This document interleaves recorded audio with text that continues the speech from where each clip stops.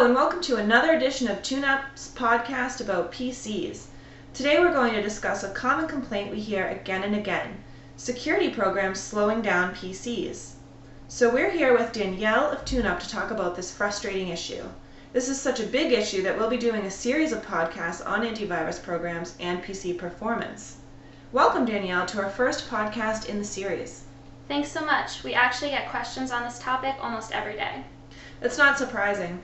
Security and speed are two of the most important issues facing PC users today. In part one of the series, we're taking a deeper dive into the impact antivirus programs have on PCs, and talking about an exciting experiment that the TuneUp team conducted to test this impact. Yep, so in today's podcast, I'd like to give our listeners some background information on antivirus programs, and then talk about the methods that we use to conduct our tests. And in a later podcast, I'll jump into the findings. Great. So there's a lot of confusion about antivirus programs and the effects they have on PCs. Exactly how are PCs impacted by security programs? Can you clarify this for our listeners? Sure. So the most common complaints are usually longer boot up times, games and other media running slowly, and just a general sense that workflow is sluggish and not as responsive as you'd like. You also may have noticed that antivirus companies have started to make more of an effort to communicate how their products impact PC speed. For example, Symantec and Microsoft have included this in their taglines and also on their product pages. If security companies are talking more about PC speed, I'm guessing they've done something to lower the footprint and impact their programs have on PC performance. Is that right? Yes, definitely. But the reasons for this actually come from the computing industry as a whole and not just the antivirus sector. In the last few years, there have been several advances in raw processor power, storage speeds, and the amount of RAM shipped with new PCs.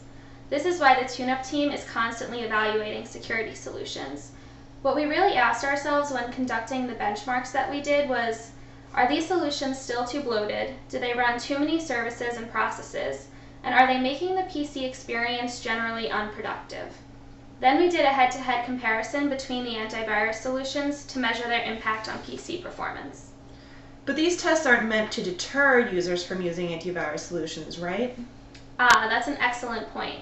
I'm actually glad that you brought this up because I want to be clear about one thing.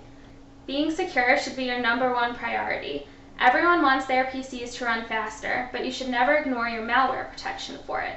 And please don't ever make a decision about a security product based on performance alone.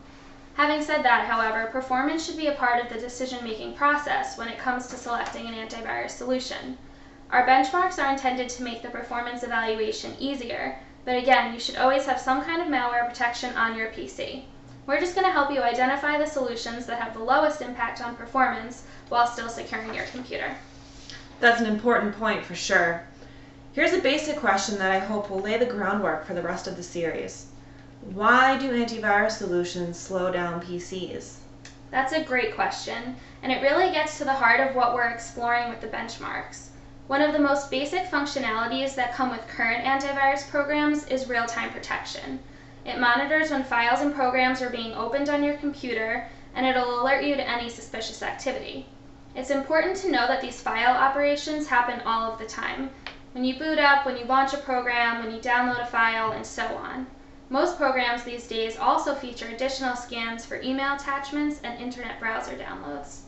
That's a lot of scanning happening at the same time. It's got to slow things down. Yeah, it really does. Real-time protection is critical, but it does tend to slow down your machine. The monitoring requires a ton of disk activity and process load whenever your PC needs to perform hard disk operations. For example, the first software we tested was Microsoft Security Essentials, and it produced more than 2,000 operations just when I launched a simple DVD playback software. Wow, that seems like a lot of operations. Yeah, it is, and this delays all operations, from starting a program to opening a file to switching between parts of programs. On newer machines, it might only be slightly noticeable or not noticeable at all, but on an older machine or on a netbook, this can lead to a big performance problem. I'm actually glad you mentioned how PCs age because I would think this definitely makes a difference in the way a PC is impacted by security solutions. I'm curious, how old was the computer you used for the benchmarking? Well, for testing purposes, we used a 2 GHz Windows 7 laptop. It has 2 GB of main memory.